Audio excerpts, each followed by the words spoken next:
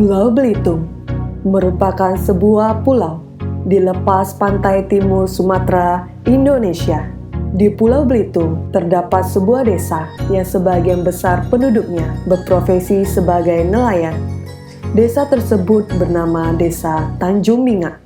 Kita berada di pesisir utara Pulau Belitung, di mana Desa Tanjung Binga memiliki luas wilayah kurang lebih 21.000 km.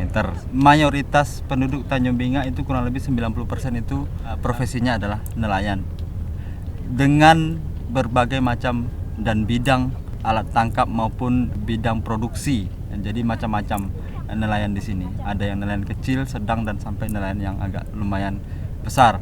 Dan hasil tangkapnya pun beragam. Salah satu suku yang terbesar yang juga menghuni di wilayah Desa Tanjung Binga adalah suku Bugis. Karena kita ketahui suku Bugis adalah mayoritas adalah nelayan. Nah, suku Bugis itu sendiri konon kabarnya itu menghuni pertama kali di tahun 1967. Ada seorang saudagar yang bernama almarhum Haji Tandra, itu pertama kali suku Bugis yang bernomisili dan bertempat tinggal di Desa Tanjung Binga.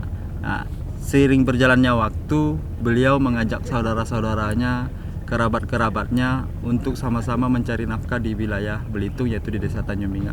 Hingga menyebarlah sampai sekarang, yang dimana kurang lebih 50% penduduk Desa Tanjung Binga dihuni dari suku Bugis. Produk dari hasil nelayan kita yaitu sangat beragam. Ada yang ikannya diasin, ada yang ikannya dikukus, ada ya juga produk-produk rumahan olahan yang berbentuk, ada yang seperti crispy, ada yang membuat keripik cumi. Itulah hasil-hasil olahan yang berasal dari produk dari hasil-hasil tangkapan nelayan kita yang ada di Desa Tanjung Binga.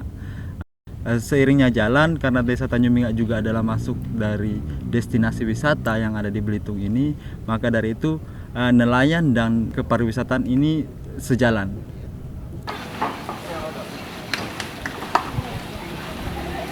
Kami di kampung nelayannya produksi ikan asinnya paling gede se-Belitung. Soalnya di sini rata-rata nelayan. Kami pergi ke laut biasanya pada sore hari. Idang laut kami persiapannya bawa sangu, bawa alat pancing, terus kami balik pas pagi harinya.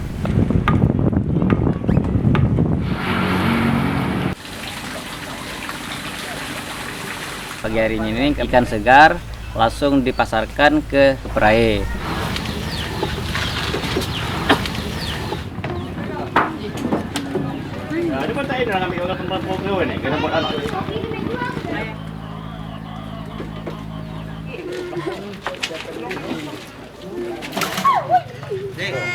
Itu dia. Yuk. Ya.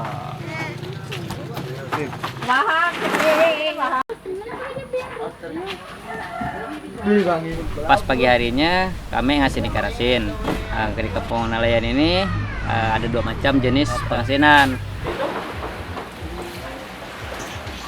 Ada yang digaram langsung dijemur, ada juga yang direbus.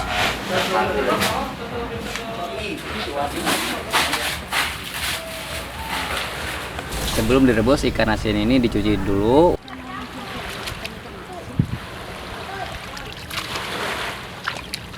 Udah itu direbus lebih kurang 10-15 menit, pakai tungku api yang apinya ndak tergede dan ndak terlalu kecil, biar hasil perebusannya ini lebih pas tengah matang. Setelah udah itu direbus dan ditiriskan menggunakan keranjang plastik. Mun cuacanya bagus, dapat langsung dijemur di atas parak-parak.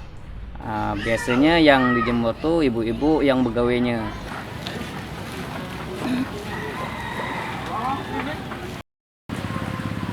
Paling lama sehari, tergantung dari cuaca.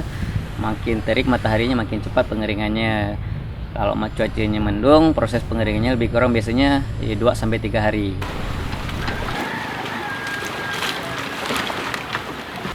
Ikan olah kering diangkat terus dibawa ke gudang penampungan, idang dikemas. Ikan asinnya dikemas pakai kardus baru yang lah dipesan khusus. Ikan asin untuk satu kardusnya diisi pas 25 kilo. Maka ikan pas dikemas harus dipadati terlebih dahulu, kalau enggak muat.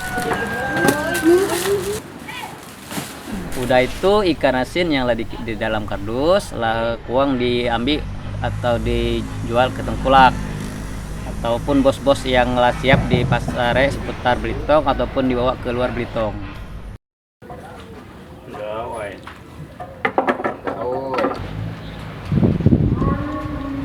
Kami ngelaut ndak penuh setahun.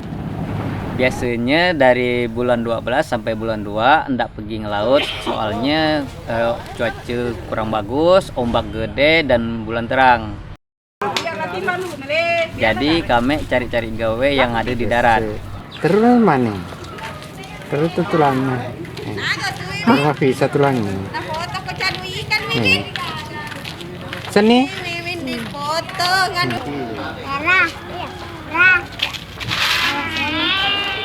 Nah.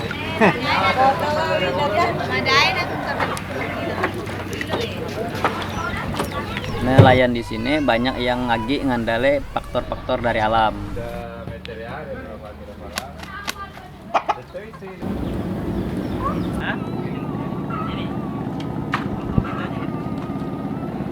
Tapi idang ngisi waktu luang juga pas ndak ngelaut kami perbaiki kapal, perbaiki wareng, perbaiki para-para yang rusak. Para-para nih kami dok laki kami perbaiki sama dengan cara gotong royong.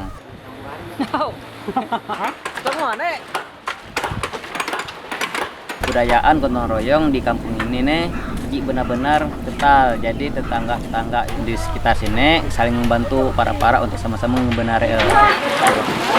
Ini biasanya pas nak laki gotong royong perbaiki para-para yaitu bagian nyiapin makanan dan minuman untuk dok laki begawe.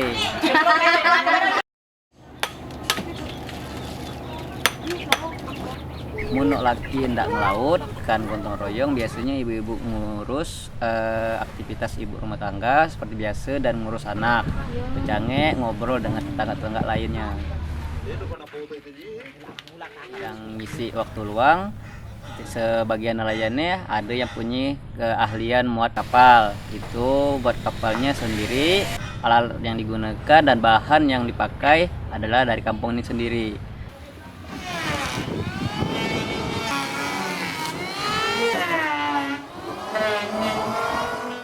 Macam kayu ndak ngambil dari tempat lain, memang adanya di kampung ini sendiri.